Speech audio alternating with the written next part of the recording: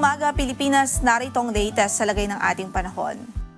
Meron tayong minomonitor na low pressure area sa loob ng PAR at huling nakita yan sa layong 755 kilometers silangan ng Davao City. At kasalukuyan nga yung kanyang trough, nagdudulot na po ito ng mga pagulan sa silangang bahagi ng Kabisayaan at ng Mindanao. Based po sa ating analysis ngayong umaga ay naka-red na po tayo. Ang ibig sabihin po niya na mataas na ang tsansang mabuo ito bilang isang bagyo within the next 24 hours. At sakaling mabuo ito bilang isang bagyo ay bibigyan po natin ito ng local name na Bagyong Ada. Ito po kung sakali ang magiging unang bagyo natin ngayong taon. Generally ay northwestward o pahilagang kanluran ang kanya magiging pagkilos sa araw na ito. So ine-expect po talaga natin ang paglapit nito sa ating kalupaan. At based na rin po sa ating forecast, posible po na by Friday o Saturday ang pinakamalapit na proximity nito sa ating landmass. So dalawang senaryo po ang posible dito na nakikita natin. Possible po na ang close approach niya by Friday or Saturday dito sa silangang bahagi ng Visayas or Eastern Visayas and eventually po ay mag-recurve po siya o kaya naman ay posible nga din na ang landfall scenario. Kung kaya't patuloy tayong mag-atabay sa magiging update ng Pag-asa dahil since low pressure area pa lang po ito at medyo may kalayuan pa, meron pa rin po tayong kinikonsider na uncertainties.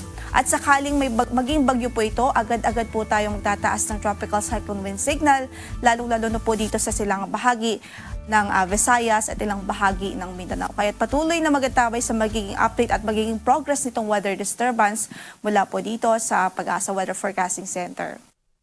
Samantala yung northeast monsoon ay patuloy na nakakaapekto sa Hilagang Luzon at nagdudulot pa rin huya ng mga pag-ulan doon maging yung malamig na panahon.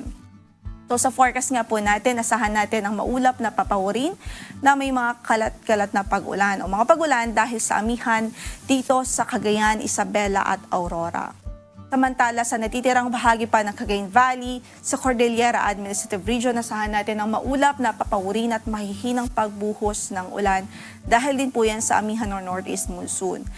Ito naman sa natitirang bahagi pa ng Northern Luzon, dito sa Ilocos Region, at natitirang bahagi pa ng Central Luzon, ay inaasahan natin ang bahagyang maulap hanggang sa maulap na papawirin at may mga isolated o pulo-pulong mahihinang mga pagulan lamang dahil sa amihan.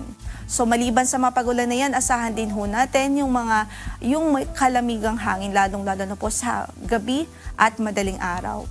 Dito naman sa Metro Manila at natitirang bahagi pa ng Luzon, asahan natin ang generally fair weather naman liban sa mga localized thunderstorms, especially sa hapon at gabi. Para sa pagtaya ng ating temperatura sa Baguio, malamig pa rin, 15 to 24 ang magiging agwat ng temperatura, 22 to 31 sa Lawag, 21 to 27 sa Tuguegarao, 24 to 31 naman sa Metro Manila at sa Tagaytay ay 20 to 29 degrees Celsius, habang sa Legazpi ay 24 to 31 degrees Celsius. Samantala, para sa pagtaya ng ating panahon dito sa Kabisayaan at Mindanao, so magiging or ine-expect nga po natin magiging maulan dito sa Eastern Visayas, Caraga Region at maging dito po sa Davao Region at dito sa Camiguin, Misamis Oriental at Bukidnon. Yan ay dulot ng trough ng low pressure area na minomonitor natin sa loob ng PAR. So sa mga kababayan natin dyan, patuloy natin silang pinag-iingat sa mga posible po na mga localized na pagbaha dahil sa mga pag-ulan na ito. Sa natitirang bahagi naman ng Visayas at Mindanao, asahan natin ang bahagyang maulap hanggang sa maulap na papawirin at posible rin ang mga dagliang pagbuhos ng ulan, especially dahil sa mga localized thunderstorms.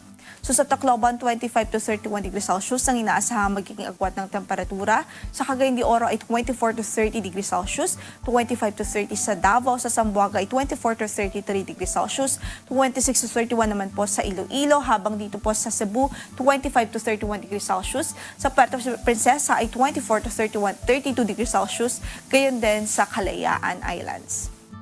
Wala rin po tayong gale warning na nakataas ngayon sa anumang bahagi ng ating mga baybaying dagat, although pinag-iingat pa rin natin ang ating mga kababayang mangingisda, especially yung mga gumagamit ng maliliit ng sasakyang pandagat dito po sa Northern Luzon, kung saan ay inaasahan pa rin natin ang katamtaman hanggang sa maalong kondisyon ng karagatan. Ang sunrise natin for today is 6:25 in the morning at lulubog ang araw mamaya sa ganap na alas 5:46 ng gabi. Ito po si Lori de la Cruz Galicia. Magandang umaga po.